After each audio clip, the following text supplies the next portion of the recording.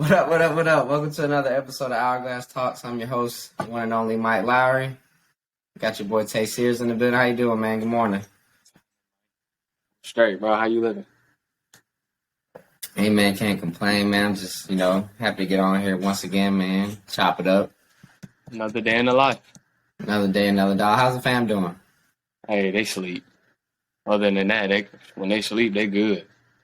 When they sleep, they good. Ain't nothing wrong with that. So, man, let's get right into it, man. So, hey, so it's funny. The other day we was talking, right? And we were talking about a specific topic, and that topic went in a way where it was more so, can you the person had a problem, the other person had a solution, but the person with the problem was like, I'm not with what you saying. Like, can you turn the knots down a little bit? Can you turn it down a little bit? Like, is this too much? And it's like, when a person has that status about themselves, it's like, well, don't come to me if you're not trying to hear what I got to say, type joint. You get what I'm saying? I'm with you. So like, let's just put student teacher, or let's do student teacher. So like, you were a student of track at one point, and one day you became a coach or the teacher. So in other words, because you were a student and a coach, how as a coach or as a student do you know that you're ready for that mentoring or that teaching or that coaching, like that next level, real in detail type practice type stuff? And it don't have to be necessarily, but like, I mean, I don't think you ever actually know until you in the field, to be honest. Like, you don't know you truly ready for something until you do it. To be honest, you don't know that you're ready. But one thing is for sure that, we've learned is that whenever you are ready for something, it will present itself to you, even if you don't know that you're ready or not. I wasn't ready to, if we're going to talk about track and field, I wasn't ready to be an All-American in my eyes, not on the collegiate level, because I remember how my practices was when I first got there as a freshman. I wasn't ready for that. However, I mean, I had somebody that saw that I was ready and was willing to pull me along, and I was willing to listen. So how important is it to have that individual teacher coach, like, telling you that you got this gift, or you got this potential to go here, like, I can see this in you, and like, oh yeah, how important is that? That's I think that's top 5. Like, really, that's top 2, and it ain't number 2. Ooh.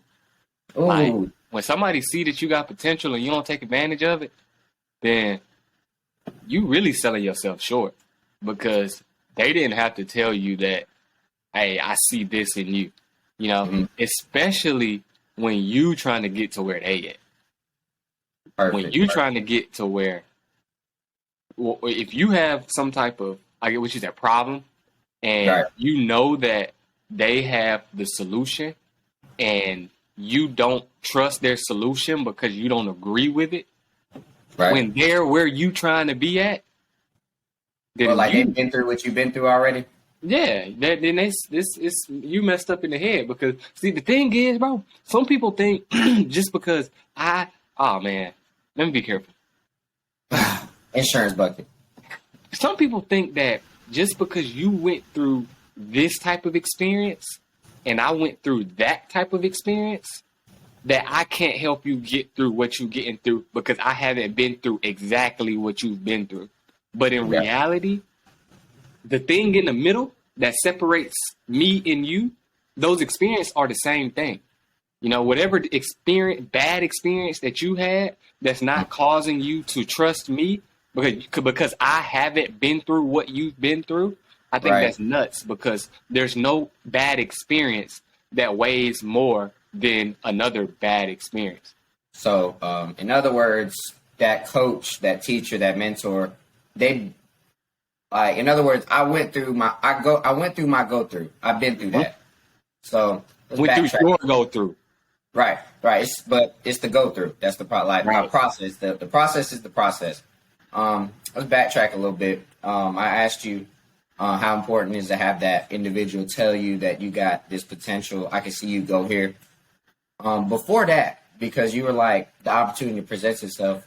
How important is it to every day give 120, give everything you got to eventually get to that that quote unquote opportunity is that coach or that mentor? Because when you were at Northside running track, your college coach wasn't there. Like you had to go through that process for that coach to, call your phone and be like, Yeah. "Yo, I want you to run track at West Kentucky." So yeah, Right. life is kind of like recruiting. You know, in a way, life is like recruiting because you have to put yourself in position to get to the next level. You have to do the necessary steps in high school, quote unquote, in order to get to college. Same thing in life. Like you have to put yourself in certain situations in front of certain people, in front of certain situations and circumstances in order to get to the next level. Like that's how you can be ready for that opportunity and going, like I said, going 110% all the time. You know, just once you do that, if you just keep doing you, like don't worry about all that, just keep doing you, you will Right. eventually find yourself in the right place at the right time. Some So people like, just don't make it to the right place at the right time because they stop doing them. right, they just stop. And so in other words, you never know when you're ready, but if you stay ready, you don't have to get ready. So when that opportunity presents itself, it's like, I mean, you're not going to switch up your routine or how you do certain things. Like, each and every day, you're going to give it everything you got. So it don't matter what the situation or the circumstance or what the opportunity comes that day. And it's the same thing. It don't matter what happens as long as you keep that same composure and that mentality for that day. It just like that; those opportunities are going to present itself, right? That's what you're saying. Basically. So Think, bro, the problem that I got. well, come to you. I'll be the teacher. What's the problem? I got you. I'm a The I'll tell problem that I you. got, yo, is people, like I said, is you have to put yourself in position to be recognized. You know, you have to put yourself into position. But some people don't, like I said, some people don't make it to that position and they don't care that they didn't make it to that position simply because they haven't put in any type of investment, any type of value to where they're going to even give a crap about making it to that position. Because if you don't invest into what it is that you're trying to do, you're not going to care whether you make it there. Now, I invested a lot into track and field in high school. I invested a lot. So if I wouldn't have gotten a scholarship, I would have been broken. However, I wasn't worried about not getting a scholarship. You know, I knew for a fact that was going to happen because of all that I invested into the sport. Same thing goes in life. When you invest into what it is that you're trying to do, anything, when you put some type of investment into it, some type of effort into it, you're going to get a return on your investment. But people don't get a return on their investment because they're not putting anything in. They're trying to become life millionaires by only putting in a penny a day. How's that going to work? Or they're trying to be Usain Bolt, trying to go to the track just 1 hour a day. Hey, they're trying to be Usain Bolt, only going working out one time a day. It's not But going to happen. I think, and I think you're exactly right. But not only that, I think when people invest, I think people are willing to invest, but I think the problem lies when things start to get rough, and now you're becoming uncomfortable in the situation, and When now life you're fluctuate a little bit. now you're seeking, like, I don't know, like they're seeking something to be like, yo, keep going, but like you become your only problem and you will become your only solution. Mm-hmm. And I think when things start to get uncomfortable and things start to get hot, now you look in the mirror every day and like, do I really want this? And that goes back to like whatever you want, is it meaning or is it important? Is it pulling you out of the bed? But it's like, because when you want something big enough, like you gonna fail on the way. Ed Hillary, he's the first person to climb Mount Everest. Failed the first and the second time, but the third time he's still on top of Mount Everest. But are people willing to fail on the way, or are people willing to be uncomfortable? And I think that's the question. I don't think people are willing to be uncomfortable to get what they want. No, definitely not. But the thing is, once you are in that fire, starting to when life starts to fluctuate a little bit and you start to feel uncomfortable, what I found out, if you just stick with it, if you just stay in there and stay uncomfortable, then sometimes all the time, that teacher will come find you. That teacher will find you and pull you out of that rut. You just have to stay in there. You just have to keep going through your go through when things get tough in whatever it is that you're trying to do. When it gets tough, that's when you really start to. That's when you'll get out. The most important thing my track coach told me when I got to college was my freshman year. I thought I was hot stuff.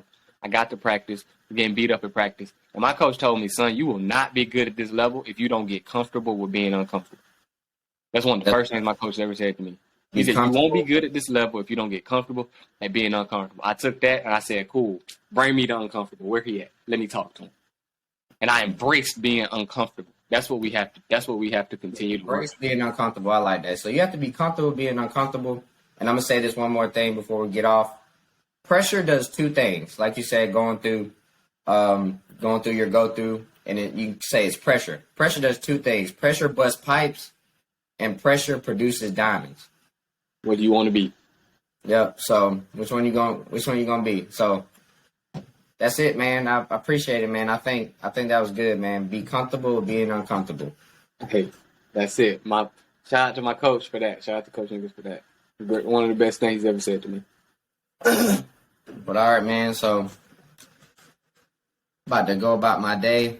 Hey, have a good day, man. Get after it today. Do something that's gonna make you uncomfortable. Work that muscle. Work that muscle. Gotcha. I got you, bro. You have a good one, bro. Appreciate it. I'll holler at you.